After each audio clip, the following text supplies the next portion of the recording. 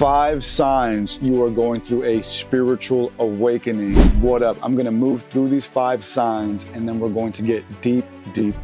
Number 1, feelings of dissociation, feeling like you are changing, like the world around you is no longer the same, feeling like you no longer resonate with the people, places, or things that you used to enjoy, like you don't belong anywhere, as if you are from a different world. Number 2, feelings of discomfort. You might be feeling new anxieties, new depressions, new changes within your body, like muscle spasms, pains, or strange physical phenomena that you can't explain. Number 3, hallucinations and downloads. You might be seeing things that you didn't see before. You might be hearing things you didn't hear before. You might be experiencing paranormal activity, or you might be having very vivid lucid dreaming, deja vu, and visions. Number 4, bliss and euphoria. You might be feeling strange occurrences of blissfulness or euphoria that come out of nowhere. You might have spurts of ecstasy within your body that were not provoked. These feelings are coming out of nowhere and you don't know why. Number 5, out-of-body experiences and expanded consciousness. You might be having involuntary astral projections. You're leaving your body. You might be having these visions of music, of art, of strange cryptic messages coming to you. You might be having these new skills, these new heightened states of your senses, and also you might acquire new senses, new skills and abilities. Overall, your mind and awareness is expanding. What up, everybody? Esoteric Eddie here. Namaste. All right, so today we're going to be moving through a whole bunch of information that I have here on my notes, in my notes, on my laptop, in my laptop. I don't know. It's all quantum. But yeah, so all this information having to do with spiritual awakenings and stuff of that nature. I'm going to be going over a little bit of cool history having to do with the early Western research on Eastern philosophy and spiritual awakenings and Kundalini awakenings, going over some of the early researchers who brought that to the West, going over some of the early yogis who brought that to the West as well, and also talking about the correlation between spiritual awakenings and psychoses, because a lot of times a spiritual awakening can resemble a psychosis, a mental breakdown. They are very, very similar. And I'm also going to be telling you my personal story of going through a spiritual awakening. And this happened to me years ago. And I didn't know at the time that I was having a spiritual awakening, but looking back now, that's exactly what was happening. And so real quick, I just want to give you my definition of what a spiritual awakening is. Now, to me, a spiritual awakening, well, actually, before we talk about a spiritual awakening, let's simply talk about what a physical awakening is. Now, a physical awakening is us coming into this life, into this 3-dimensional world, and going through the process of understanding how to operate with our 5 senses. So in this physical world, we toggle and interface with the 3-dimensional world through our 5 senses, and we learn how to do that. That's a physical awakening. And so a spiritual awakening is the process of your consciousness expanding to the point where it disrupts your ordinary life, and all of your physical and mental processes undergo an evolutionary change, which result in you questioning your entire existence and purpose in life. And the spiritual awakening heightens all of your 5 senses, and in some cases allows you to acquire new senses. And so that's a spiritual awakening. And this can happen abruptly, this can happen rapidly, and it can be provoked by very minuscule things. It can be provoked by you simply just meditating. It can be provoked by drugs. It can be provoked without you trying to provoke it. You can literally just be walking down the street and it can just happen to you. A spiritual awakening can happen to anybody at any given moment.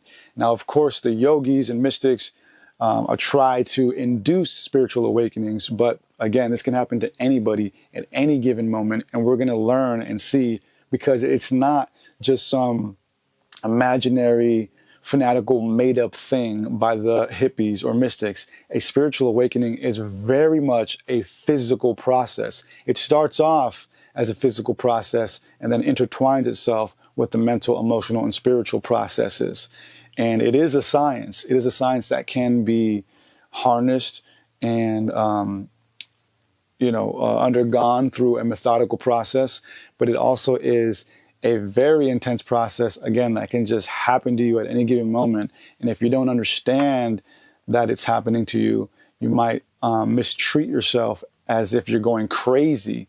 And a lot of people have been misdiagnosed as crazy who are going through spiritual awakenings. So just like a snake shedding its old self, a spiritual awakening can be very tumultuous. It can be scary. It can be painful because, again, your mind and your body are going through an entire redefinition process, an entire rebirthing process. You are being reborn again. And just like when we were born the first time, it is painful and scary. And we come through that a lot of times crying. But in some cases, as I mentioned earlier in the 5 signs, you can also come out of that in a blissful state. You might be feeling maniacal ecstasy. Some babies come through laughing, smiling, or in peace and tranquility. But nonetheless, when you go through the process, it's an eradication of your entire existence, your old self, as you become your new self. And so before we get into the deep of all of this, I think it's important for us to talk about Kundalini. Now, a spiritual awakening is synonymous with a Kundalini awakening. Now, I've touched on this subject in some of my work, specifically my documentary and book, The Crystal Lattice Mind Illusion. And so for those of you who don't know, Kundalini is a form of yoga which induces the spiritual awakening. And the yoga that is the closest to Kundalini yoga, or which is pretty much synonymous with Kundalini yoga, is that of Hatha yoga.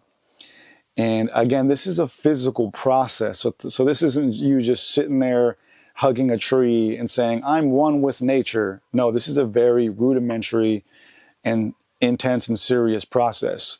So Kundalini was explained by the ancient yogis and was written down by them, by the rishis, in the Upanishads.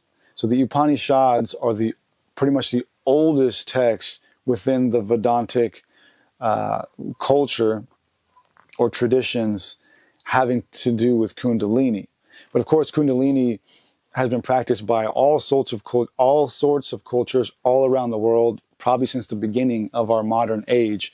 But they were initially written down and systematized by the rishis in the Upanishads. And so a lot of scholars over the decades and centuries have tried to decipher and decode what they were saying. And again, at first, the Westerners thought it was all just religious dogma, whatever. But later we've realized that no, what they were explaining to us in the Upanishads which was actually a rudimentary science of how to use yoga, which is basically a system of connecting the mind and body to induce a spiritual awakening, induce a Kundalini awakening. And so in the yogic tradition, Kundalini, which means coiled, is an energy force that sits at the base of the spine. And at the base of the spine, there's a center of nerves, a bunch of nerve endings or nerve hairs, which they call the sushumna. So again, at the end of the spine, there is a center of nerves, specifically nerve hairs, called the sushumna by the classical yogis. And that is where the Kundalini resides. And a lot of times Kundalini, also known as Kundalini Shakti, the coiled energy, the hidden or dormant energy, is symbolized by a snake, a coiled snake. And the awakened Kundalini is symbolized by an erect snake, a snake that has been extended and awoken. And so at the base of the spine and the central nervous system, the entire nervous system that runs up and down the spine to the brain as well, sits the Kundalini.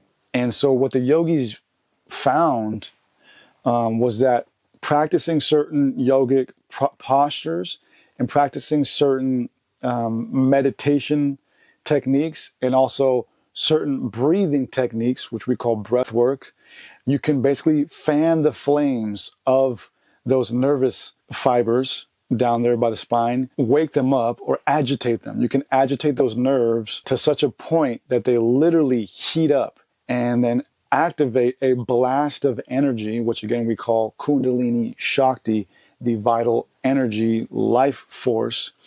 And not only does the nervous system activate with that intense energy, but it also helps that the process of going through that with the breathing and the meditating and the yogic posture also helps activate the CSF, the cerebral spinal fluid. And the cerebral spinal fluid is a canal that runs all the way up through the spinal cord, around the brain, hits the pineal gland, circulates, and goes all the way back down. So it circulates up and down. And so together you have the spinal cord, the CSF, and the nervous system acting together.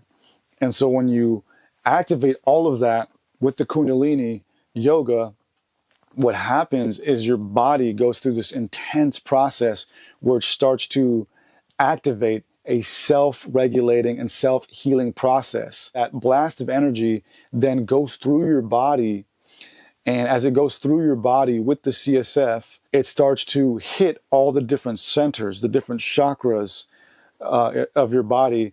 And as it hits those different centers, it basically analyzes the toxicity and then hits them and attempts to rewire them. And that's why when you go through Kundalini awakening or spiritual awakening, it can be painful and you can have convulsions and all these things because your body is literally having a surge of this intense nervous system energy and intense flow of CSF, cerebral spinal fluid.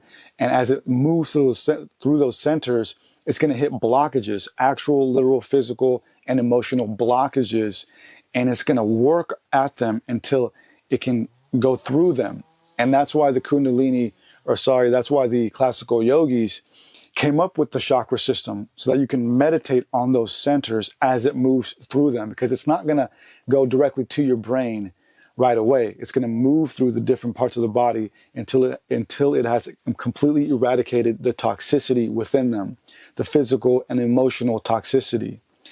And so that is why people have these tumultuous journeys through a spiritual awakening, because they have awakened that Kundalini Shakti. They have awakened this pranic force, this energetic nervous system force that is now actively and forcefully moving itself through the body. And again, analyzing the different organ systems, the different centers of the body. And as it analyzes them, it also eradicates the toxicity and cleanses them and heals them. And that's why at the end of this process, you come out refreshed, rebirth, and everything is heightened because your entire body and beingness is now rebirth. Everything is literally rebirth. You have shed all the toxicity, and now everything is like it's brand new. And that's why people report seeing colors so bright and vivid like they've never seen them before, because everything gets reborn. Everything gets cleansed. And so in short, that's what Kundalini Shakti is. And again, it's synonymous with the spiritual awakening. And the important thing to realize here is that a Kundalini awakening occurs through the process of, again, sitting in certain yogic postures. And the reason why we sit in these postures is to open up the body and open up the channels so that they can flow efficiently. So if you're like crumpled up or whatever, obviously that's not going to allow the system, the CSF or the vagus nervous system to flow efficiently. It's going to be like grabbing a garden hose and putting a kink in it. So that's why the yogic postures are so important, number one. And number two, you have to meditate, getting yourself into a focused state. Because if you're running around in the mind, then that's going to distract your body, because the body and mind are connected. And so if you're running around in the mind, the Kundalini is not going to have that consciousness it needs to move and activate, because it requires the mind to sit still. It requires the mind to be at peace so that it can do its job. Like, for example, if you're over here trying to awaken your Kundalini, but then you like turn your head to go look at the TV, it's like the Kundalini is going to be like, oh, okay, they're not serious. Like, they don't really want this. And so that can be disruptive, though, because, again, it's a physical energy. So if you're not giving it the peace and the time to do its thing, and you're becoming distracted, it's going to just jump and move around. And that's why people who are unprepared for this have those very detrimental experiences, because they're not trained or disciplined enough to meditate through that. And so they're becoming afraid. They start to feel the energy jerk around and jolt. And so they start to break their meditation and start to freak out, like, oh my gosh, what's happening? And then the Kundalini receives that energy and gets freaked out and starts to jump around. And before you know it, the energy runs wild. And just like electricity, it's literally jumping out and trying to ground itself throughout your body. And that's why people convulse and all these things. And of course, those are going to have damaging effects on your brain. And because your brain is connected to all of that. And that's when you start having the hallucinations and freaking out. And so this is a process that requires patience and meditation. And the third thing, which is very important as well, is the breath work, which has to do with what the yogis called prana. And prana doesn't necessarily mean air or breath. Prana is actually just a vital life force.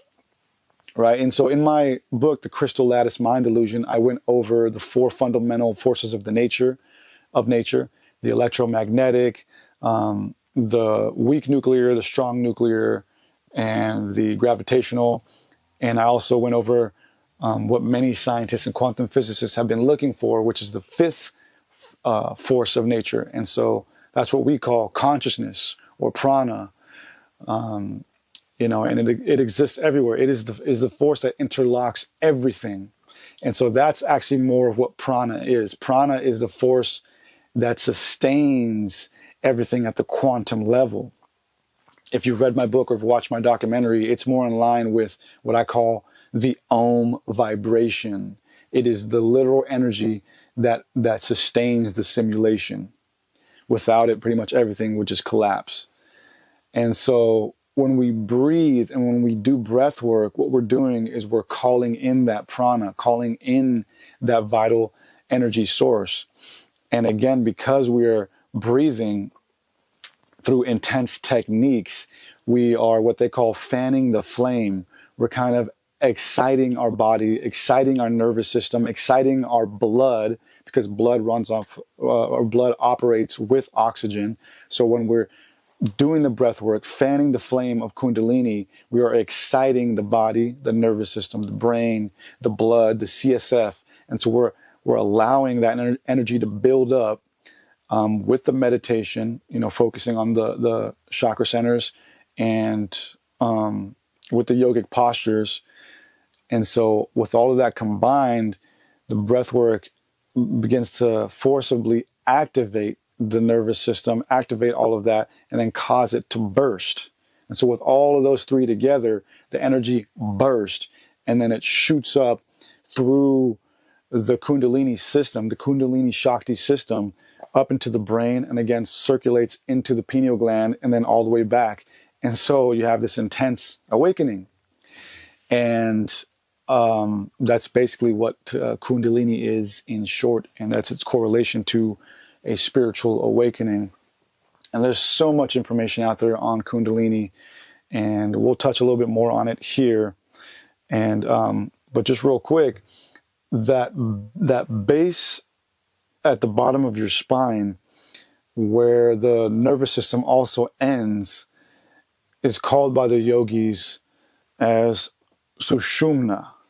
So the Sushumna is where the Kundalini lives, and it lives at that central nervous area where a bunch of fibers are just hanging out. And so when we activate that Sushumna, that's where the Kundalini then shoots off into the brain. But yeah, anyways, so we're going to get deep into this, my friends. I used a few Eastern sources for this presentation and a few Western sources for this information. And the main Eastern source for this presentation is Gopi Krishna. I'm going to get more into him and his life in a second, but Gopi Krishna basically was one of the first Easterners to bring the information about Kundalini to the West back in the 60s, right at the onset of the hippie and New Age movement, which is strange, man. It's strange how all that happens. You know, there are certain epochs in time where it's like obvious that God was doing some major work. You know, like it's no coincidence that at the time when the Americans were coming up with the flower power movement, the hippie movement, the New Age movement, and all of that, the Easterners came and then brought their aspect to it and just further fanned the flames of what would become the spiritual community of today. So Gopi Krishna says of Kundalini that Kundalini connected with the lower end of the spine, which becomes active by means of certain exercises, and when once roused, carries the limited human consciousness to transcendental heights, endowing the individual with incredible psychic and mental powers. Again, basically just reiterating what I've already said, this is a rudimentary physical process that forces your consciousness to expand. And what that means is basically all of your senses become heightened, and you also acquire new forms of senses via clairvoyance, visions, and such. And he also says here, Kundalini represents the cosmic vital energy lying dormant in the human body, which is coiled round the base of the spine, a little below the sexual organ, like a serpent fast asleep and closing with her mouth the aperture of the Sushumna, the hair-like duct rising through the spinal cord to the conscious center at the top of the head. When aroused, Kundalini, they said, rises through the Sushumna like a streak of lightning, carrying with her the vital energy of the body, which for the time being becomes cold and lifeless, with complete or partial cessation of vital functions, to join her divine spouse, Shiva, in the last or seventh center in the brain. In the course of this process, the embodied self, freed from the bondage of flesh, passes into a condition of ecstasy known as samadhi, realizing itself as deathless, full of bliss, and one with the all-pervading supreme consciousness.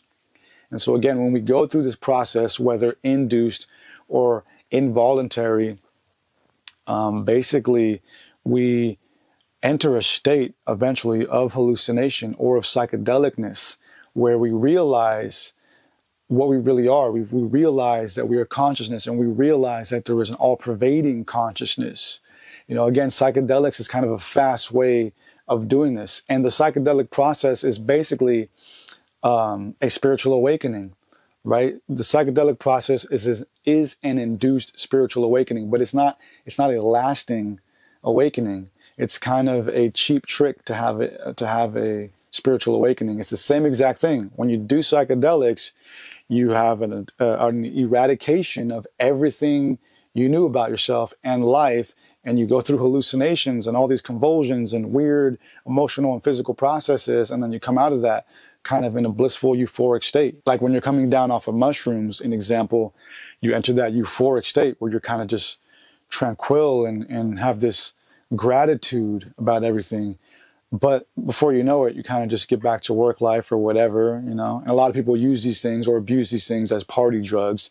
So again, psychedelics are like a quick way to have a spiritual awakening, but the correct way to do it would be sober through your mind and body connection, so that you can have a longer lasting effect experience and actually build that true connection with the all-pervading consciousness. Psychedelics are basically a quick way to go through this process. And real quick, you can go through this process not even trying to have it at all. Like, for example, when I'm at the gym sometimes, I am hitting those 3 requirements for a Kundalini awakening. A lot of times me or you will be standing in a certain posture, right? We're standing in an upright posture, and I'm breathing systematically and heavily as I'm lifting my weights. So I got the breathing in, I got the posture in, and a lot of times I'll be meditating, literally meditating. I'll be focusing on one point in my mind as I'm going through my lifting process. And so those 3 requirements for the Kundalini, the breath work, the posture, and the meditation, can be done in many different instances in life. And that's why sometimes when we're working out and when we're done working out, we kind of feel renewed. We kind of like microdose Kundalini. And as we'll see in Krishna's instance, it can come about by any meditation. You could be at work. You could be at work just droning out, sitting in your chair, kind of just breathing normally, or maybe hyperventilating a little bit because you're stressed out or whatever. As long as those 3 requirements are there in some form or fashion, Kundalini or spiritual awakenings can happen. And so you could be at work just chilling and just droning out, zoning out, and then out of nowhere just be hit with this sense of an awakening, like, whoa, what is life? What is all of this? And then that can carry on into a bigger awakening.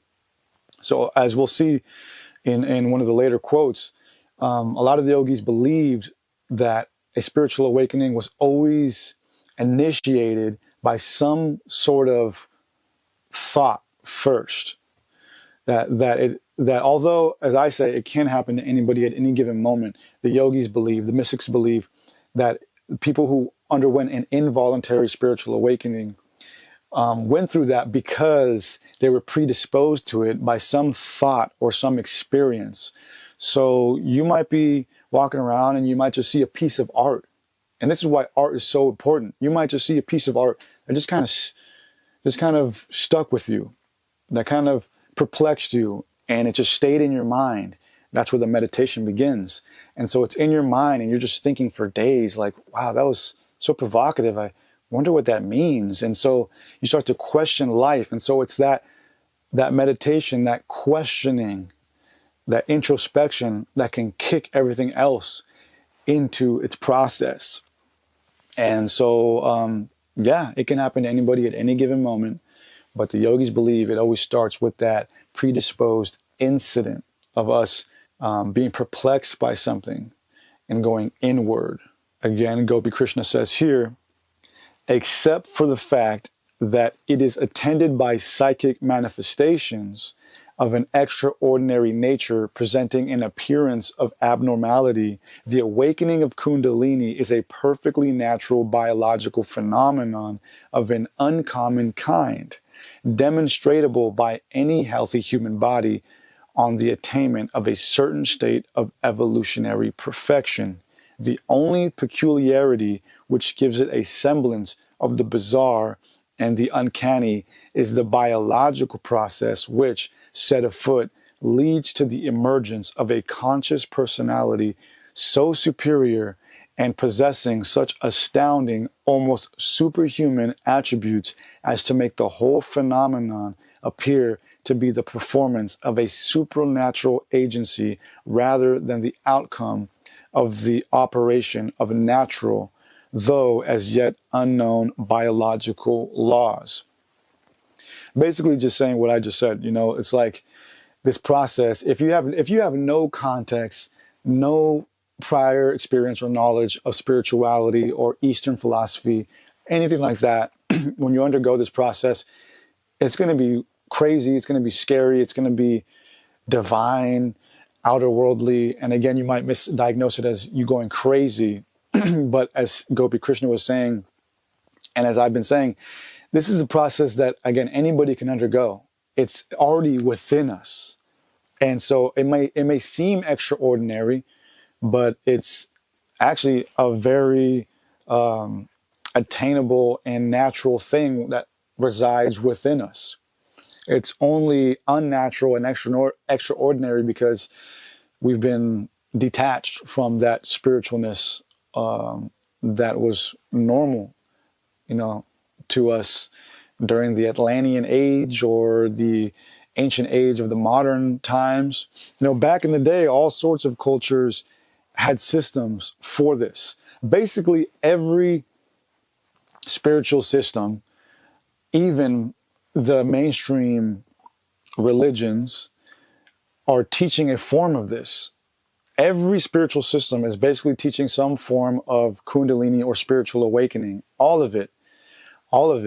Even like Christianity, when we're sitting there praying, meditating, saying these mantras, singing these chants, everything is just a different form or method to awaken the mind and body connection so that you can realize that you are infinite and actually realize the power and potency of the God consciousness that exists around us. And so, again, with this comes a lot of initial negative effects, which should eventually go away if, you persevere through it or are being properly guided by a master. And so I'm going to just go through some various negative effects that Gopi Krishna felt during his Kundalini experience, which we're going to talk about a little later in this. So some general negative effects that you might undergo through a Kundalini or spiritual awakening are convulsions, spasms, of course, again, because the physical energy is shooting through your body and brain, which is obviously going to affect motor senses. Sporadic breathing, of course, again, hyperventilation, the body and brain freaking out, paralysis. And so, again, these physical effects all have to do with the nervous system freaking out and activating. So you might go through paralysis, not just because of the physical component, but because you are freaking out so intensely in your mind that it induces a paralysis. Vibrations or tingles. Again, all of this is just coming back to the nervous system, right? These vibrations, these tingles, out-of-body experiences, expansions of consciousness. As this is happening, your mind is so intensely activated that it slips out of the body. You might even feel unmotivated, as Gopi Krishna did. So again, one of the early signs of a spiritual awakening is this depression stage, this initial feeling of like nothing is normal anymore, like your life and the world around you has changed. That might cause you to become unmotivated. So if you start to feel like you're not motivated to do the things you used to do, that's a sign that you are having your Kundalini awakening. And the reason we feel like that is because it's a mental expression of what's happening physically, and vice versa. As the Kundalini awakens, our body is going through a chemical change, an actual anatomical change. And that change, it can be like taking a medicine. When you take a medicine, what do they say? All these different effects. You might feel drowsy, nausea, or whatever, because the physical effects are going to ripple outward into mental expressions. And so as you're going through these physical effects, your body is changing. And so you're starting to feel different. And you might feel like, wow, like, I don't want to go outside today. I don't want to go see my family or whatever. And although it's negative on the surface level, it can be an indication of a positive thing, which is the spiritual awakening. And so you are changing physically and mentally.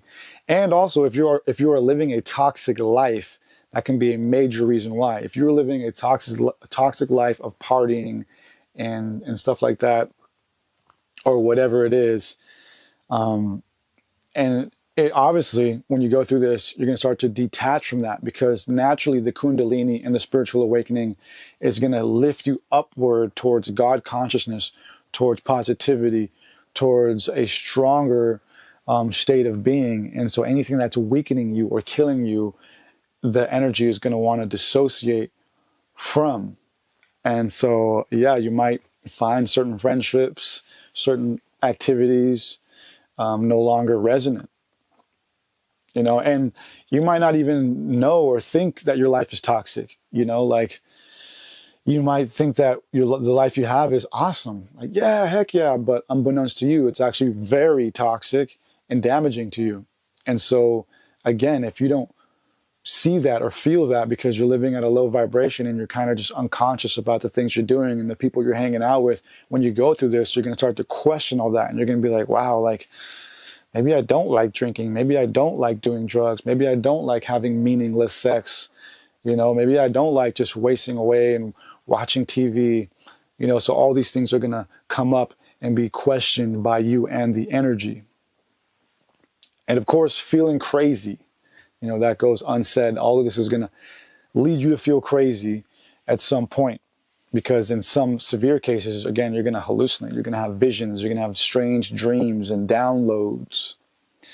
And feeling a fire running through the spine and seeing strange geometric patterns when you close your eyes. So, again, there's a strong correlation between psychedelics and spiritual awakenings, Kundalini awakenings. They're basically the same thing, just on different spectrums. And in one sense, the yogic path prepares you for psychedelics. If you can go through the yogic path of the breathing, the meditating, the postures, that all prepares you for the psychedelics. And both of them basically prepare us for death. All of it prepares us for the death process, which is a literal dying and rebirthing process. But this feeling of fire, as Gopi Krishna explains, and as we'll see, is the literal feeling of the energy moving up and down your Kundalini system. You actually feel intense heat and sometimes intense cold. And so all of this can result in an initial phase of feeling like you are in a haze. Like nothing makes sense. You are no longer your old self. You're unmotivated. It's all hazy and vague. But that's because your body is going through this redefining process in which you will come out of a reborn, golden, divine being. All right, so one of the first Westerners to bring information on Kundalini Yoga to the West was a man by the name of Frederick Wortham, who also wrote under a pseudonym of F.I. Winter. And I got a lot of information on him from an awesome dissertation written back in 2010 by a guy named Gabriel N. Mendez. Shout out to Mendez. Apparently he is or was a professor at UCSD. Shout out San Diego, baby. And so in this awesome dissertation, he explains that Wortham, again, was one of the first to bring this whole information on yoga, on Kundalini and spiritual awakenings to the West, and attach it to psychology, to Western psychology, and begin to analyze the similarities of the systems. And so Wortham wrote a very important article back in 1918 in a journal back then known as Quest. And this article, titled The Yoga System and Psychoanalysis, he begins to, again, analyze the similarities of these systems. Wortham was an interesting guy, so he had a lot of success within the academia world. He taught at certain colleges and worked at certain colleges and institutions on the East Coast back in the early 1900s. And eventually he joined a group of psychologists who were the first to start to implement a lot of the Eastern philosophy within the field of psychology. And more specifically, he joined the International Journal of Psychoanalysis, which was established in 1922. And again, it was through that group where he started to really analyze the Eastern system and apply it to Western psychology. This is what Gabriel N. Mendez says about Wortham. The proper aim of psychoanalysis, the Western system, he believed was the development from a method or practice of healing into a philosophical system akin to the history of yoga's progression from method to system.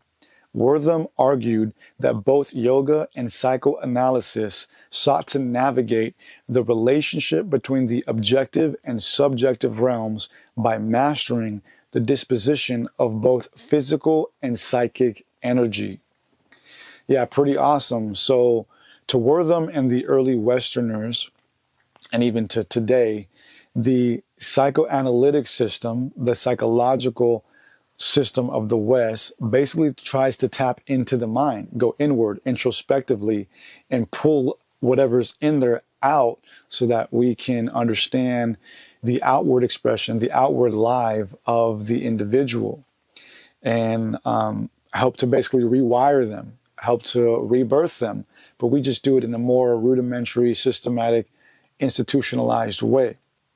Whereas the yogic way, the Eastern way, is, yes, to go inward through these yogic processes, but it's less self-centered, actually, because, as we'll see, as they say also, the Western way is so self-centered. It's so based on, what happened to me and how can I explain what happened to me so that I can rectify it or amend it and live a renewed life. The Western way is a self-centered way that analyzes the individual and their traumas so that they can amend them and be reborn that way. The Eastern way is a non-self-centered way that doesn't focus on the ego or the self, but simply focuses on the mind and body connection and utilizes that process through Kundalini to eradicate any and all toxicity, to be reborn, not into just a new self, but a self that is connected or reconnected to the God consciousness and now has an open and strong connection to that force. So the systems are very different. Western system, very ego, self-centered, which has its place. The Eastern system is non-egoic and centered around connecting to the God consciousness. For example, Wortham says here, the yoga method endeavors to suppress the coming into consciousness of impressions or images and thoughts, whereas the chief aim of psychoanalysis is to bring unconscious elements of the mind to consciousness. So basically saying that the yoga method tries to suppress, in his words, or stop the mind from bringing these individual dogmas to the forefront of the meditation. The whole point of yogic meditation is to stop the mind from identifying with anything, so that we can undergo the Kundalini process and reconnect with God consciousness. Because all these traumas, archetypes, emotions, feelings, and stuff that we identify with are just made up. They're all illusions, right? Even the self is an illusion. We are just an accumulation of all the culture and experiences we've undergone.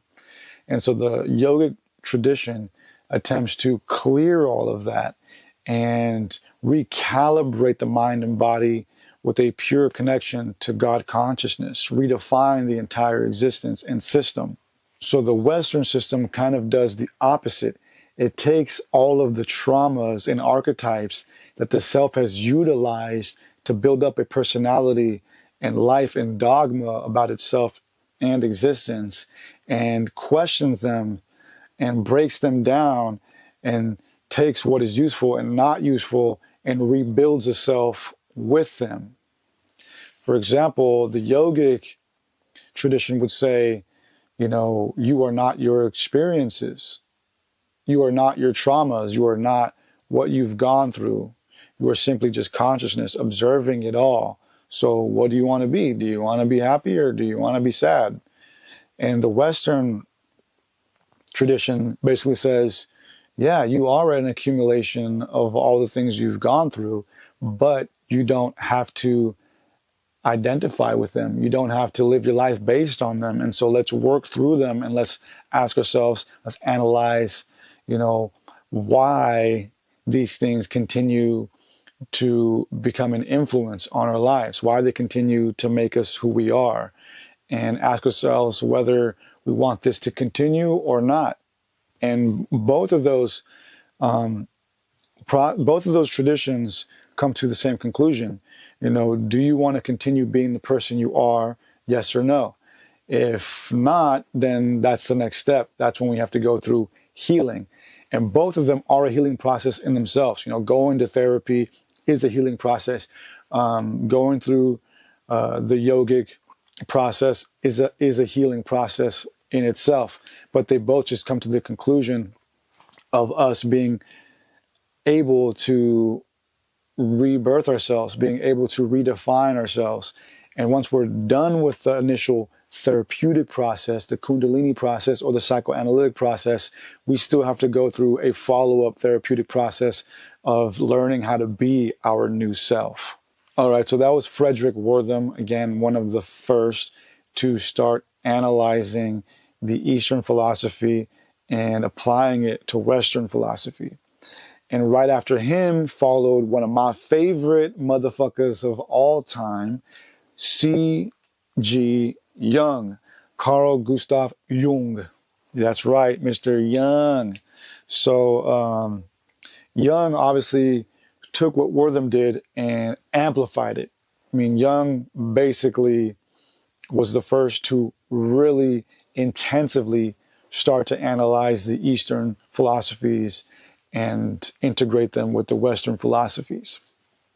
And he wrote, as I quote, "When you succeed in awakening the Kundalini so that it starts to move out of its mere potentiality, you necessarily start a world which is totally different from our world. It is a world of eternity." Yeah, because when you go through the process of Kundalini or spiritual awakening, you start to realize the infiniteness of everything. You start to realize the eternalness of your being, and you can actually sense the presence of God and the infinite realms. That's why the yogic traditions speak on self-realization or call that self-realization. You are literally realizing your true self. And so Jung, again, was one of the very first to start speaking on this. And one of his early thoughts on this, as I quote, was that yoga was originally a natural process of introversion. Such introversion led to characteristic inner processes of personality changes. Yoga was basically the first psychological system, the system of going inward and reprocessing the mind and body. You could go through a trauma, whether physical or emotional or mental, and then undergo the yogic process and have that healed. That was our first way as humans to kind of help heal each other and help heal ourselves and what we've been through. And so to Jung, yoga was used for that purpose, to help heal and deal with outward manifestations of what's happening inside of us. And so basically yoga stops the mind and body for a moment in space and time to reanalyze everything and recalibrate it. But Carl Jung realized that this was a non-egoic process, or should be a non-egoic process, and that when somebody goes through Kundalini or a spiritual awakening, they should not make the mistake of identifying with the process, not saying that, oh, like, I'm going crazy or I am gaining superpowers. Like, no, this has nothing to do with you. This is just you simply being upgraded by nature. You know, some people make the egoic mistake of saying, "Oh, like I'm a super being or whatever. Like I'm powerful. I'm an Elohim. I'm a god or whatever." When this is just a natural process that's available to all of us, and it's dangerous to identify with it because not only can it be egoic and inflate your ego, but when you go through it, you might say, "I'm going crazy. You know, this is happening to me, and I'm never going to get out of this." No, it's just like being on a roller coaster. You know, it's like it's not gonna be forever. It's not. You are not the roller coaster. The roller coaster is an experience that you're going through. So, yeah, Jung warned about that a lot, and he learned that from the yogis because, again, it's a non-egoic system. It has nothing to do with you. It's just a rudimentary process that you go through. It's like stepping through some sort of machine, right? The machine being the Kundalini awakening, you stepping through it and allowing it to process your entire mind and body and do its job to recalibrate you. And yes, you come out of that reborn and rebirth, but while you're going through it, it's dangerous to identify yourself with the Kundalini. It's not you that's doing this, it's the Kundalini doing this to you. All right, so I want to touch on Gopi Krishna's experience. I think it's important because, again, he was one of the first to bring this whole idea and information to the West through his book, Kundalini, the Evolutionary Energy in Man, which the hippies loved. You know, he published this right at the onset of the hippie movement. And so his book was widely published and read by a lot of the hippies. And so they were fascinated with Kundalini because to them it sounded like an LSD trip. And so a lot of the hippies loved the Kundalini idea because now we could have psychedelic experiences without having to take drugs. And you can access your body and mind in such a way where you can have psychedelic experiences.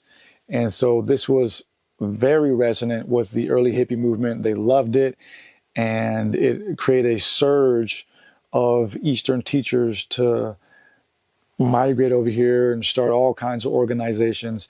And Gopi Krishna's book was very tantamount in that happening.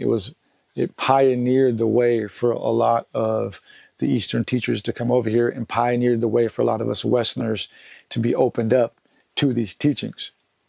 But he was just a normal guy. He actually worked for the state government in Kashmir, and he was also a very avid women's rights activist, which I thought was really cool. And yeah, just a normal dude, you know, worked for the government, was an activist. But of course, being Indian in culture and practicing Hinduism due to his culture, he believed in meditation. And so he would meditate every now and then. And in his book, he details how his awakening happened, why it happened. And it happened because of meditation, because of the three basic elements of yogic posture, meditation, and breathing techniques. And so he says that one day he was meditating and focusing on a light in his mind that was centered towards the crown of his head. And while he was focusing on that light, he started to imagine a lotus flower and focus in on that lotus flower. And slowly, while he was deeply entranced in meditation, he started to detach from his body. His mind and body no longer identified as one unit. They separated. And then his entire surroundings disappeared. And he was basically just in a state of pure consciousness. And he felt an inkling of the Kundalini at the Sushumna. He felt this sensation at the base of the spine. And it frightened him. It startled him. And so he broke his meditation to focus in on it, like, whoa, what the heck is that? And the moment he did that, the sensation went away. Again, like, this process needs and requires you to be meditative and patient. So that happened a couple of times. He would go back into meditation, and the Kundalini started to slowly open up, and it would frighten him, and he would focus on it, and then it would go away. So this happened a couple of times until eventually he was able to just focus through it and allow it to do his thing. And when he did that, he felt this sensation of liquid rushing up through the spine and hitting his brain. And as that happened, he felt a rushing and roaring noise in his head. And so that was basically the CSF, the cerebral spinal fluid, and the energy flowing through the nervous system, rushing up and hitting his brain. And as that happened, he had an outer body experience. He astral projected and became what he explained as pure consciousness, and hit this blissful realm of just pure consciousness, connecting with the God consciousness. But when he came back from that, he felt intensely weak and exhausted, as most of us will as we go through a Kundalini or spiritual awakening, because it takes a lot of energy to move through the body and mind to push the consciousness into an expansion, because it has to move through not just the physical toxicity and blockages, but the emotional, spiritual, and mental blockages as well. It takes a lot out of you. It's like sprinting at full speed. Of course, you're going to feel exhausted after that. And so he had a few of those experiences. And at the time, he knew a little bit about Kundalini and all of that because of his younger years and studying the occult and esotericism, but he didn't really understand that that's what he was going through. And it took him years before he was able to go through the therapeutic process of understanding what was happening to him and how to deal with it. Another thing that I found interesting was that during one of his other involuntary Kundalini awakenings, he heard this droning noise, which he explained, as I quote here, "There was now a cadence like the humming of a swarm of bees, enchanting and melodious." And to me, that kind of reminds me of the droning noise that most people hear before they blast off on DMT. So to me, it's clear that he was undergoing a Kundalini process that was hitting his pineal gland, which was excreting DMT. And so he was hearing that droning, buzzing noise and blasting off through the conscious expansion. And so of those experiences, he says, and I quote here, "My thoughts were in a daze. I could hardly believe that I had a vision of divinity. There had been an expansion of my own self, my own consciousness, and the transformation had been brought about by the vital current that had started from below the spine and found access to my brain through the backbone." Touching on the initial negative effects of his awakening, he said, "Why did I feel uneasy and depressed instead of feeling exceedingly? I felt as if I were in imminent danger of something beyond my understanding and power, something intangible and mysterious, which I could neither grasp nor analyze. A heavy cloud of depression and gloom seemed to hang around me, rising from my own internal depths without relation to external circumstances. I did not feel I was the same man I had been but a few days before." Again, his mind and body were reacting to the changes that were taking subtly within him at the quantum level, which would later fractalize outward into real physical expressions and mental expressions. And Gopi Krishna says also, with the awakening of Kundalini, the arrangement suffers a radical alteration affecting the entire nervous system, as a result of which other and more extensive groups of nerves are stirred to activity. The far-reaching effects of this immensely augmented flow of a new form of vital current into the cephalic cavity through the spinal cord before the system becomes fully accustomed to it may be visualized by considering the effects of a sudden increase in the flow of blood to the brain, such as faintness, complete insensibility, excitement, irritability, or in extreme cases, delirium, paralysis, or death.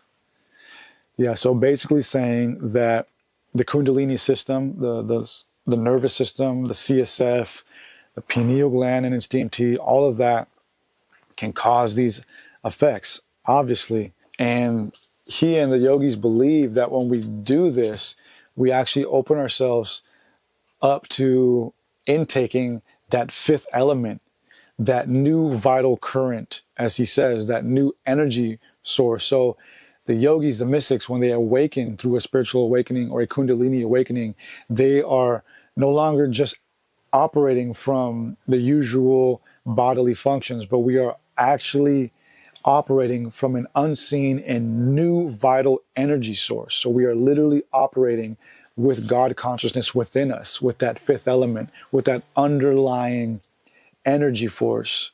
So we literally become in tune with source, in tune with God, and have that stronger sensibility and stronger connection. And our entire beingness is now operating from a mystical source, a new, powerful, energetic force. All right, transitioning from Gopi Krishna, we're going to talk a little about the idea about the correlation between a spiritual awakening and a psychosis, because again, they are very similar. Now, one of the first people to write an awesome book about that correlation was Lee Sanella. Lee Sanella wrote this amazing book, which I think everybody should check out, titled Kundalini, Psychosis or Transcendence, which I think I referenced in my Crystal Lattice Mind Illusion book.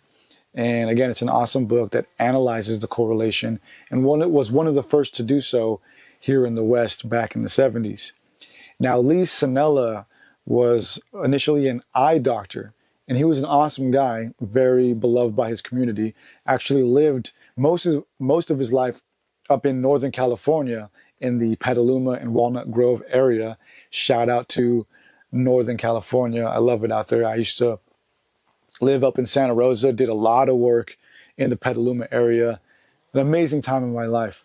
But anyway, Lee Sanella was an amazing and beloved person of the community, and was known for helping a lot of people who didn't have a lot of money. And he would actually take whatever they had. He would allow them to barter for his services, and would take food from a lot of farmers and whatever, any services they had. So he was a man of the people. He was a man of the people. He would help them in their financial struggles and help heal them and whatever troubles and issues they had with their eyes. And it's kind of funny that he would help them with their eyes, you know. The eye, of course, being the symbol of the window to the soul. Later in his life, he co-founded the Kundalini Center or Clinic in San Francisco back in 1974. Awesome guy, you know, so he had a clinical background, you know, a background in academia, in the medicinal field, but slowly transitioned into integrating the Eastern philosophy with what he was doing. He believed that Kundalini was a serious process that could induce psychosis if people weren't guided properly through it. And he understood that a lot of the physical effects of Kundalini and spiritual awakenings was due to the fact that the nervous system was firing at such a rapid and unprecedented way that it was causing the brain, certain brain centers to be activated and hit, which would result in people convulsing and talking in tongues and doing all kinds of weird stuff. And in his book, he demonstrates how the process of Kundalini awakening was utilized by all kinds of different cultures. Again, you know, it's most famous in the Vedantic systems, right? The Hindu systems of yoga, but there's all sorts of cultures around the world that were activating Kundalini through their own way. Again, all you really need is that yogic posture, the breathing, and the meditation. And one example that he used was the Kung people of Kalahari in Botswana. They would activate Kundalini by doing certain dances. So not necessarily sitting in a yogic posture, but still, you know, using the body and activating it through meditation and breathing because of the dancing. And so you don't necessarily have to sit in a crisscross form, I mean, that obviously helps, but just using the body through some patterned action, whether it's dancing or working out or running or whatever, it's just the pattern and the posture, right? The posture has to be patterned. So if you're going to sit there, obviously it's being patterned because you're sitting in one pattern, but dancing in a trance or frequented pattern way with the breathing and meditation can also activate Kundalini. So yeah, again, Lee Sinella, he demonstrates how Kundalini awakening has been used by all sorts of different cultures in their own way. It's a process that any of us can activate and can find new interesting methods to do so. All right, so I'm going to take a quick break and tell you my story that happened to me years ago.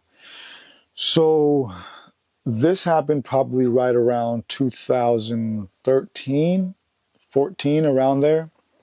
At this time, I was living in my first apartment with my best friend at the time in Oceanside, California, right by the beach, man. It was an awesome place.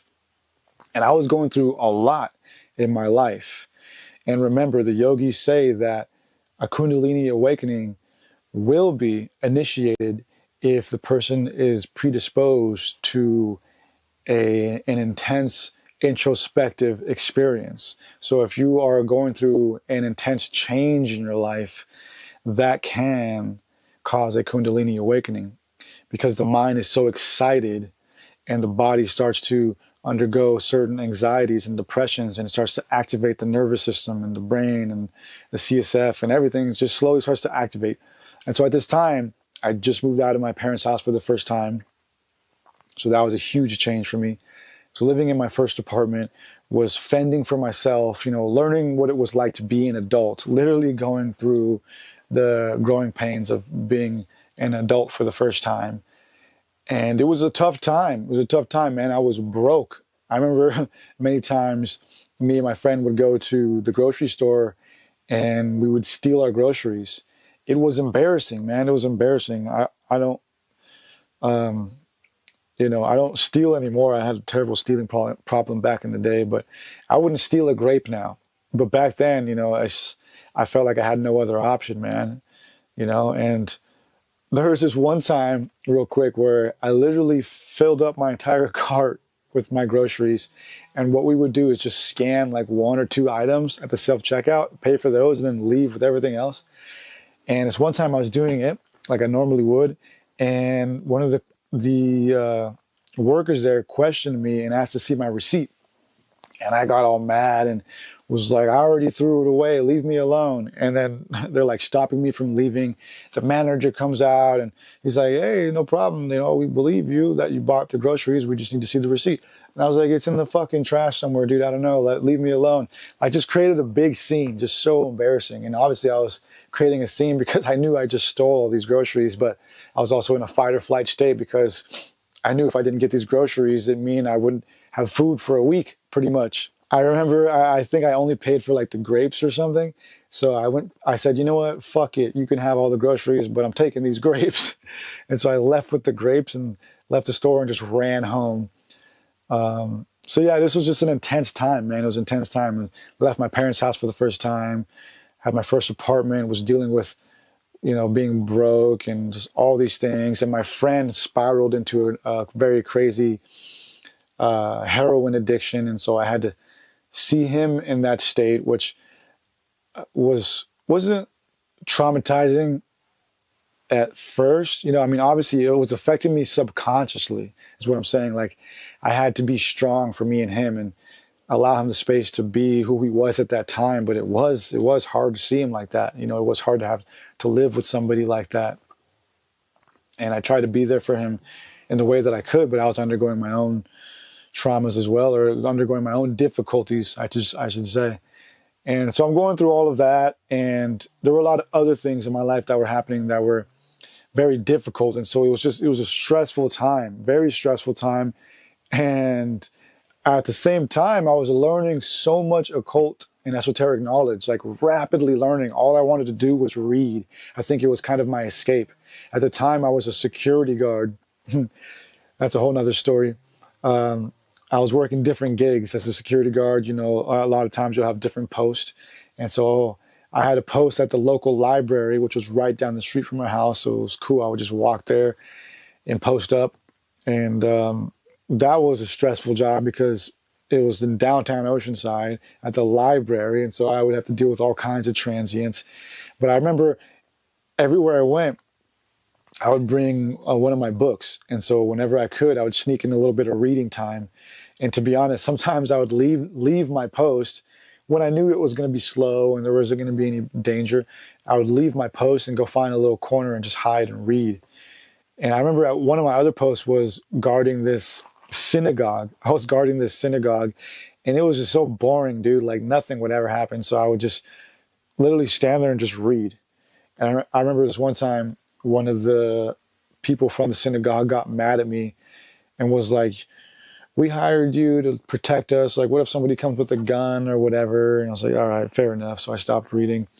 But basically, it was an intense time where I was going through a lot of intense physical and mental stress, but also rapidly learning a lot of intense occult and esoteric knowledge. And so I remember it just all culminated in just resulted in a spiritual awakening. But also I need to add, at that same time, me and my friends went and we stole a Freemason sign, which I still have pictures of. I've told this story on different podcasts, but there was a local Freemason lodge in Oceanside, and it had the female Freemason sign outside of it. I forgot what they're called. Oh, Order of the Eastern Star. It had this awesome Order of the Eastern Star sign outside. And if you've never seen it, it's a provocative fucking pentagram, a literal pentagram, a colorful pentagram. And so we stole it one night and brought it back to the apartment, and we had it on our coffee table. And I remember like kind of feeling weird about it, like it was cursed or something. Like it had some heavy energy. And I remember one time my friend Eddie, another Eddie, came over, and we were playing chess and hanging out all night. And he brought a bunch of his homemade edibles. And so I'm like eating a bunch of these edibles as we're playing chess, not really taking into account how many I'm eating. And by the end of the night, I am full blown hallucinating. I mean, these edibles were potent. And I go into like a psychosis, and this isn't the Kundalini awakening, but this was just a psychosis in itself. I was literally like, "Yo, dude, like I need to go to bed. Like I need to sleep this thing off." He's all laughing at me, for sure. He's hanging out with my roommate. I go to bed and I'm having full blown hallucinations, man, like seeing shit, hearing shit. Did not help my condition at all that I was already going through. I come out of that trip, that high, very exhausted, and it kind of just rolled into what would become the spiritual awakening. So I'm already feeling all these stresses, just had that crazy edible trip. And I remember one night I go to sleep and I start having like these like intense dreams having to do with the Freemason sign. I remember in my dream, which it was a full-on lucid dream. I mean, I was like there. I was in a desert, walking to some location, and I knew that in my dream, the mission I was on was to take the Freemason sign back to the lodge. But there were two witches, one on each side of me, these haggard witches. And they were like sneering at me and like making fun of me and telling me not to take the Freemason sign back. And I remember like being strong and confident in myself and just kind of like ignoring them, saying, "No, I'm going to take this thing back." And I was in this really, really hot desert, just sweating profusely. And I remember feeling in my physical form here in this world, laying on my bed, I could feel myself sweating and my heart just beating rapidly, crazy. And so I remember waking up from that dream, still kind of hearing the voices of the witches and hallucinating, seeing like geometric patterns flowing through my room, and just feeling the intense energy of the pentagram in my living room and just freaking out. I was paralyzed, my heart just beating out of my chest. And I just sat there just scared out of my mind. And I had to slowly bring myself back into neutrality. And I started with my breathing, like, okay, control your breathing, control your heart, and suddenly controlled my mind until everything kind of subsided. It was just so psychedelic. And I knew I had to get up and go face the pentagram. And because I felt like the witches were in my living room. So I had to go face it and show myself that no, the witches are not there. It's all made up. It's all my mind. So once everything subsided and I was able to calm down, I forced myself up, went to go look at the pentagram. It's just sitting there. There's no witches in my living room. I go back to bed, kind of laughing. I'm like, all right. As soon as the sun hits my apartment, I'm getting up and taking that fucking thing back. And so I went to bed for a couple more hours. As soon as the sun was up, got up and took that thing right back to where I got it, left it there, left it alone. And so from that point forward, I just felt so strange. I felt like something happened. Something snapped within me. And like, I felt like I was being demonically attacked, I guess is the only way to put it. Like, I felt like I was being attacked by demonic forces. I felt like I had entered a new realm. And I was in a psychosis, straight up psychosis. And I wanted nothing to do with occultism or esotericism. I almost threw away all my books. I wanted nothing to do with that.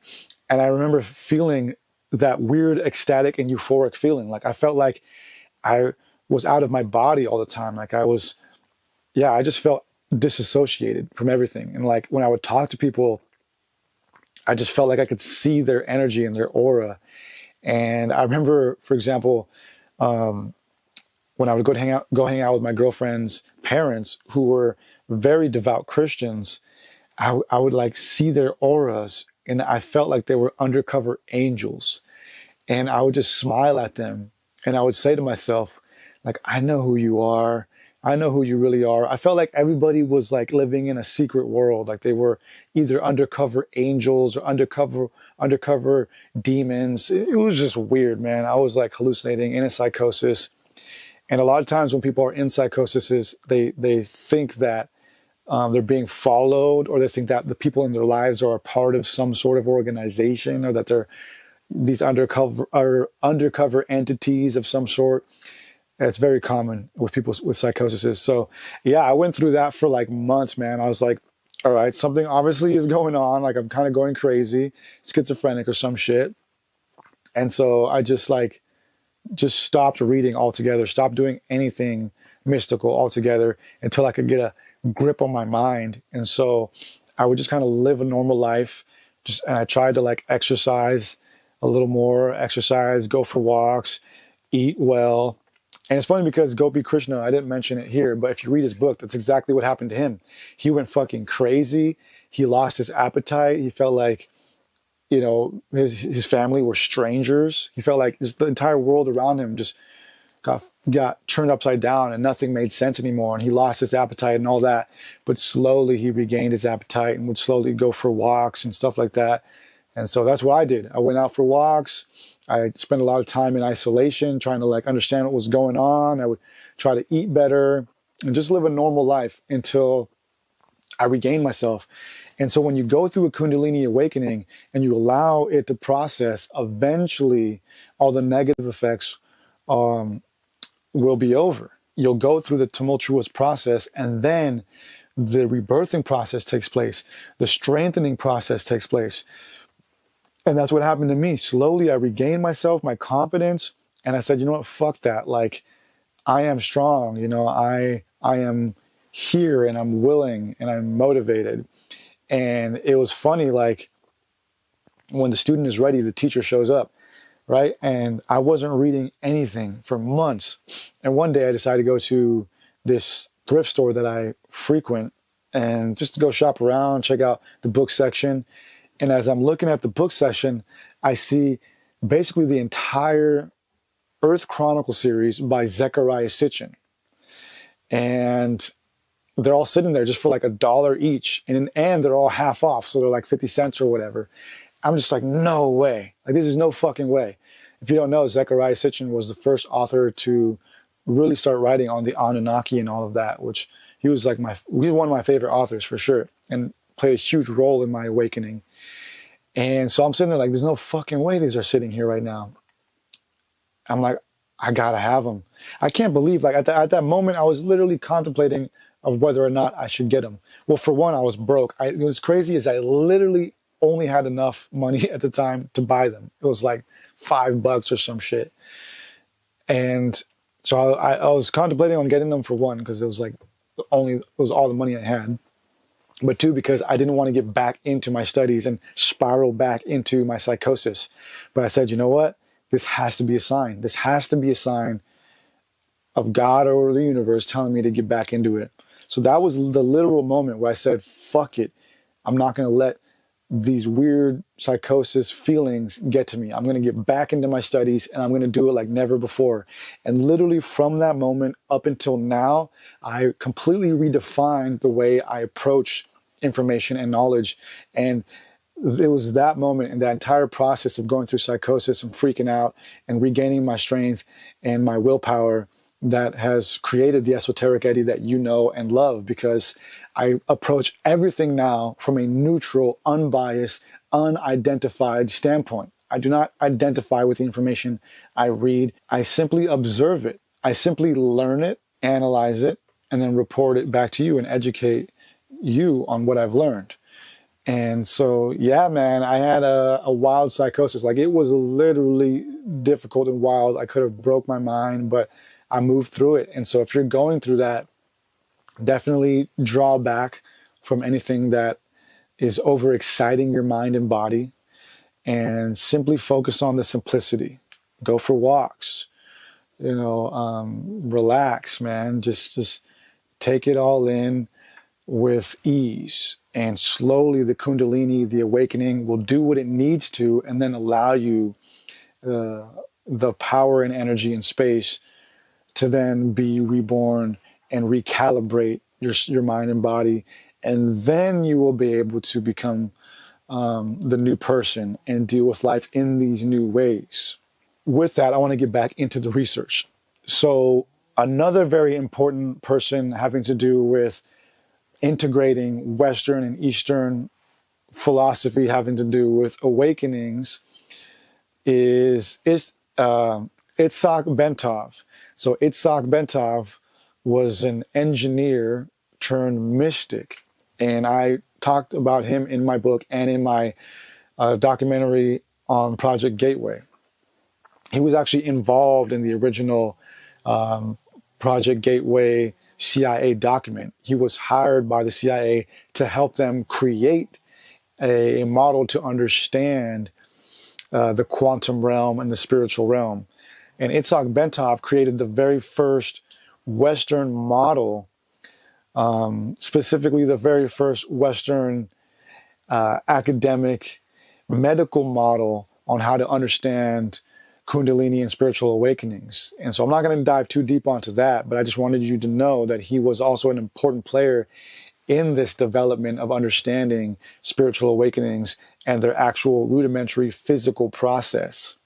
And so he explained what is happening, what is actually happening in the body when we go through this. Yeah, so I just think his work is amazing, and it just adds to the veracity of this process and the fact that it is dormant in everybody and can be accessed by everybody. It is a science. It's always been a science. It was just a mystical science now turned, practical science.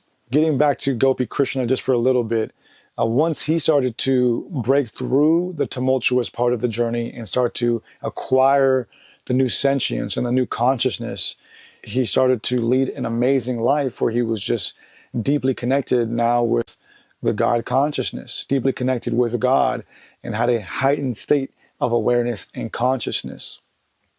And basically what this does for you is allows you to live a life with a strong clarity in all of your senses, and develop new senses, and also just have a strong confidence in yourself because you actually know and feel your eternalness and know and feel the presence of God. And so what that does for you is it allows you to live an awesome, authentic life where you are aware of yourself and your body, and you are aware of what's good and bad for you, and allows you to heal yourself and heal others because you can see it. You can see the hurt and pain in other people. That's a part of these heightened senses, or that's a part of the heightened state of your five senses, and a part of acquiring the new senses of clairvoyance And with that, you are able to literally see people who are hurting. You can feel them on a different level. And I believe that's how Jesus was able to heal people. He had such an expanded consciousness and sense of awareness. He could probably literally see the disease oozing out of people through their auras or whatever, and was able to just walk up to them and be like, yeah, you got a demon right here. Well, let me heal that, So it's an amazing process that not only eradicates your body and mind of toxicity, but allows you to self-heal and also heal others and live an awesome life of expanded consciousness where you are connected to God. And a couple other effects of these that I didn't go over is that a lot of times, because you are now connected to these other dimensions, some people will see entities. You will see demonic or angelic entities. And so that is an effect of this. And Gopi Krishna underwent that. He explains in his book that he started to see weird shadow beings. And for me, I feel like a lot of it too is our subconscious mind coming out, because as the integrated system of East and West states, when we undergo the spiritual awakening and we dive into our subconscious and bring it out, we are starting to flesh out a lot of these subconscious entities or subconscious archetypes that we've created, which are now being processed and faced head on. You're facing your literal shadow self, which can manifest as these entities or paranormal activities that you experience. And Gopi Krishna, I think, puts it in an awesome way when he says, when you finally get through the tumultuous journey, basically what happens is that the body is toned to a higher pitch of efficiency to ensure a cleaner and healthier state of the nerves and other tissue. And so we are quite literally rebirthed. Every cell in our body gets eradicated, rebirthed, and toned to a higher vibration. And because of this, sickness doesn't affect you in the same way. And honestly, I've noticed that about myself since I've been attending healing ceremonies and tapping into my higher self and allowing my natural Kundalini awakenings to do their thing. I don't get sick as often, and obviously that comes with eating better and working out more, which I do. But when I do get sick, it lasts very minimal, because the body is like so heightened. The vibration is so heightened that it just deflects all of this and processes it in such a quicker way. And Gopi says here of his process, I merely observed the weird performance, the lightning-like movements of the lustrous, intelligent power commanding absolute knowledge of and dominance over the body. I did not know at the time that I was witnessing in my own body the immensely accelerated activity of an energy not yet known to science, which is carrying all mankind towards the heights of super consciousness, provided that by its thoughts and deeds, it allows this evolutionary force full opportunity to perform unhindered the work of transformation. Amazing. Yeah, I talk about that in my Crystal Lattice Mind Illusion documentary and book. I've said that I believe it's in our Creator's intention that we all undergo this process. And we're undergoing that process now as we go through the yugas, go through the cyclical processes, go through the divine timing and timeline of our Creator.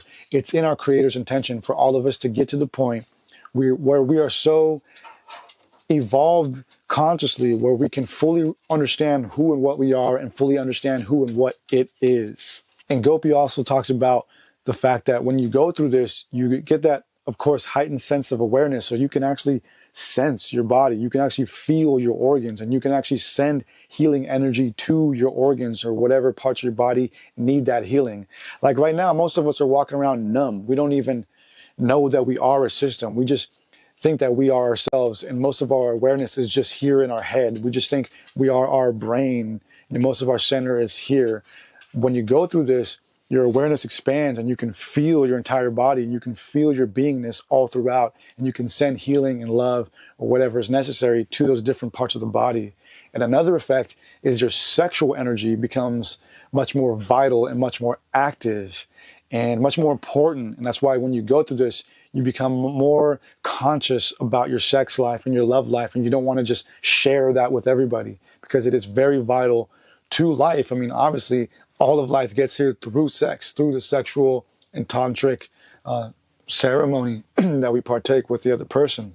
All right, so to finish with Gopi Krishna's experience, I want to read to you what he concluded about this, which I think is an amazing explanation and conclusion on this. And then we're going to get into how to actually access his power and what to do with it. So he says, the one really remarkable change I perceive in myself is that not by my own effort, but by what at present I can only call grace, as the result of a day-to-day observable but still incomprehensible activity of a radiant kind of vital energy present in a dormant form in the human organism, there has developed in me a new channel of communication, a higher sense. Through this extraordinary and extremely sensitive channel, an intelligence higher than that which I possess expresses itself at times in a manner as surprising to me as it might be to others, and through which, again, I am able on occasions to have a fleeting glimpse of the mighty, indescribable world to which I really belong. Yeah, again, so what this is really doing is cleaning your mind and body and reconnecting yourself to that infinite source, which is God. And you start to see that express itself through you and in your life. You start to see more signs. You start to have more downloads. Everything starts to become serendipitous and unfolding in a way that benefits you. And you are also led to other people's lives. You now become this healer and teacher for other people and are led to instances where you provide that healing for people. All right, so just to recap a little bit about the physical process and how to access this. At the bottom of our spine, where the Sushumna is, resides the Kundalini Shakti, that vital energy source. It connects to the brain and pineal gland, thus the consciousness, through what are known as the nadis in the Vedic tradition. And the nadis are basically the nervous system. And in specific, there are two channels in the Vedic system, which are known as the Ida or Ida, which is the lunar feminine negative channel, which is the left side, which runs up to the left nostril. And then we have the Pingala. The Pingala is the solar masculine positive right side, which runs up to the right nostril. And so that's why there are certain breathing techniques which require you to breathe through one or the other nostril and stuff like that to specifically activate those channels. And when we are breathing through our nose in general, we are activating both of those channels. And so these systems, the nervous system, the cerebral spinal fluid, and the pineal gland and the DMT, all of those act in accordance to cause this awakening. And that awakening, again, happens first by an introspective thought, a need, a calling for it. You have to have that calling, that need, because if you go into the meditation or whatever, you may have an experience, but you might not have a profound experience. The profound experiences come about by having that innate need or calling within you or from God to have it. So first you'll have that introspective need, feeling, or calling. And then through any form of meditation, in order to access it, you just need to have that yogic posture or some sort of repetitive physical activity, and also have the breathing or breath work in process and the meditation in process, allowing your mind to focus in on the process. So with those three, you will activate the Kundalini, activate the spiritual awakening. And so there are so many different methods and systems all around the world to do that and activate it. And again, it can happen on its own simply by you just living a life and going through the stresses of life and having profound moments of introspection and reflection. Real quick, I want to read a quote from Yogi Bhajan. So Yogi Bhajan was another one of these early yogis who brought Eastern philosophy to the West. And he's a controversial figure. There's actually a documentary out there, and probably a few now, having to do with his abuse on his students. And so apparently he had some very toxic traits, which is unfortunate because a lot of his teachings were very prolific and useful when having to do with Kundalini, because he understood and also taught that Kundalini was a rudimentary physical process. You know, he wasn't one of these guys who try to paint it as some fanatical, mystical thing, unreachable and unattainable only by masters. No, he understood and taught that this was a very rudimentary and physical process. So Yogi Bhajan says that you must generate the pressure of the prana, so basically the breath, and mix it with the apana, which is basically the negative, so like the exhale, right, that in and out. Thus, when the two join together, you generate heat in the pranic center. So again, fanning that flame. When you go through the breath work, you're exciting the oxygen in the brain and in the body, which then excites the nervous system, which starts to excite the sushumna, that center down there where the kundalini exists. And so with this heat of the prana, you put a pressure or charge on the kundalini, the soul nerve, which is coiled down by the muladhara, the bottom chakra. This will awaken it so that it may pierce through the imaginary chakras and pass ultimately through the final blockages in the spine before the energy reaches the head. Now he says here that when this happens, when we apply that pressure, it passes through the central nerve, of course the sushumna, and it reaches the higher chakras or lotuses, and thus one can know his total surroundings, and he is a blessed being. Again, that expanded awareness, expanded consciousness, and you finally feel that psychedelicness of your eternalness. He also says the pathway of energy from the rectum, the bottom of the spine, to the vocal cord is known as the silver cord. And then from the neck to the third eye or pineal gland is the golden cord. To make the energy rise in these cords and passage, you must apply hydraulic locks. You must apply pressure. So again, that breathing, but real quick, that silver cord and gold cord, that's the CSF, the cerebral spinal fluid, which I've spoken about in other works. And the cerebral spinal fluid, its mainstream medicinal purpose is actually to take information from the internal organs and take them to the brain and back down. So it's a channel of information from the organs to the brain. It helps discard toxins from both systems and also helps disseminate positive nutrients, beneficial nutrients to the organs and the brain. And so it's a very powerful channel, right? So if your brain is healthy, then your organs will be healthy and vice versa. But it also circulates and hits your pineal gland. So, which is again a portal to the other dimensions. So if your subconscious, if your higher self, which is accessed through the pineal gland, is at a heightened state and positive and free of toxins, right, free of demonic energy, that'll also come back through the portal channel and go throughout your body. But this hydraulic pressure that he's talking about, this is a physical process. And look, I'm not getting deep into how to do all of this in this video. There are a lot of videos out there, a lot of methods.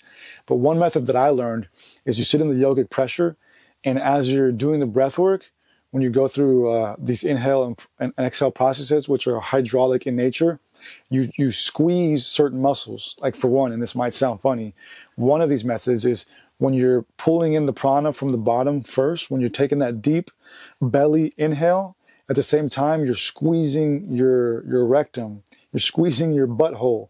And when you squeeze that butthole and then taking the breath and then exhaling and releasing, you're building a hydraulic pressure down there at the muladhara, which is where the kundalini is.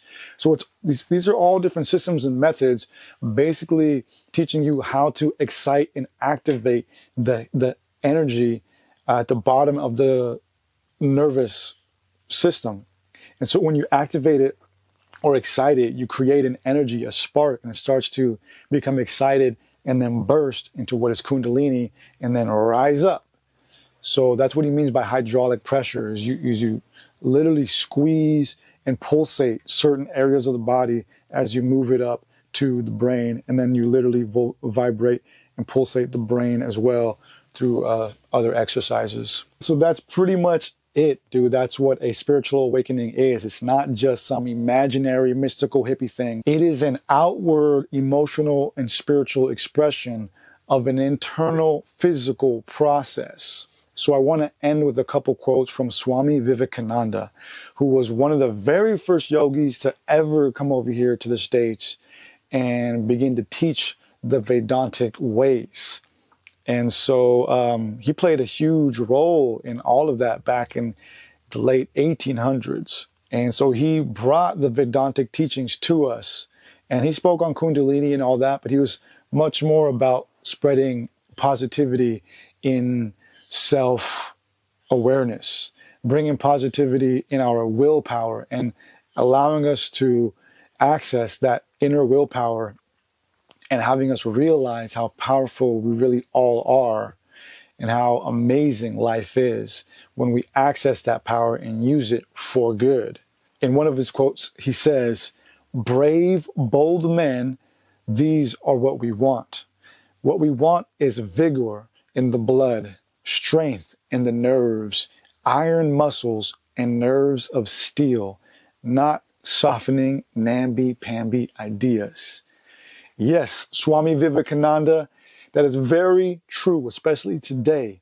When we access this power, we should be using it for strengthening, for bringing love and healing and protection to our people, right? Because when you access that, you free yourself of toxins and you naturally become healed, healthy, and strong. And this is what we want. And this is the very opposite of what the Matrix wants of us. The Matrix wants us distracted, not to access his power and to be just full of toxicity. I'm going to end with this quote from Swami Vivekananda. But before I end, I just want to say thank you to everybody for watching this, rocking with me. DM me on Instagram at Esoteric Eddie if you want some more information. Comment down below. Email me at contact@esotericeddie.com. Hit me up. Let's make some amazing stuff happen in this cool new year. Anyways, love y'all. Gonna end on this quote right here from Swami Vivekananda. "The infinite power in the soul of man, whether he knows it or not, its manifestation is only a question of being conscious of it."